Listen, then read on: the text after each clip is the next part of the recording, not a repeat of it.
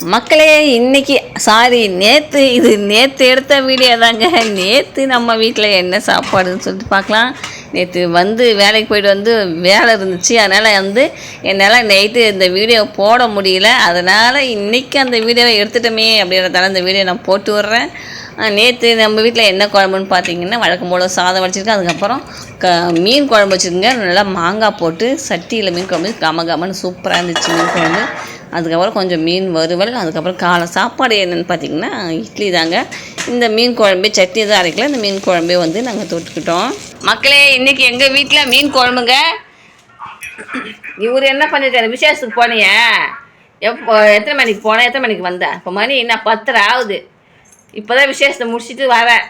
விசேஷத்துக்கு போகிற அன்றைக்காவது கொஞ்சம் நேரத்தோடு கிளம்புனா கம்பெனிலேருந்து. நல்ல மழை பூசிச்சா எங்கள் கம்பெனிலையா? ஒரு நேரம் கர எத்தனை மணிக்கு? 5 மணிலேருந்து 6:30 மணி வரைக்கும் மழை பெய்யுது. மழை பெஞ்சதுனால நீங்கள் லேட்டாக வந்தீங்க. இல்லைன்னா சீக்கிரமாக வந்துருப்பீங்க. ஞாயிற்றுக்கிழமை, நாளைக்கு ஞாயிற்றுக்கிழமைனா இன்றைக்கே உனக்கு மனசுலாம் ஐயோ நாளைக்கு ஞாயிற்றுக்கிழமையாச்சே, நாளைக்கு நம்ம லீவ் போடணுமே, கம்பெனி என்ன ஆகுமோ ஏதாகுமோ, வெள்ளத்தில் அரிசி போயிடுமோ அப்படின்னு சொல்லிட்டு அங்கேயே நீ 1 மணி நேரம் படுத்துக்கிட்டு வர ஆளு நீ. விழுப்புரத்தில் மழை இல்லை. அதுக்கப்புறம் சிந்தாமணிலேருந்து லைட்டாக தூரல் போட்டு அந்த பணப்பாக்கம் வரைக்கும் மழைலாம் கிடையாது. அப்படியே லூஸ்னஸாக போடுது மழை. அப்படியே போனால் அப்படியே சரி சாப்பிட்டு அப்புறம் திருப்பி மழை வருது போது முதல்ல சாப்பிட்டு பார்ப்போம்ல அப்படின்ச்சு. என்ன சாப்பாடு போட்டாங்க விசேஷத்தில்? என்ன சாப்பாடு போட்டாங்க?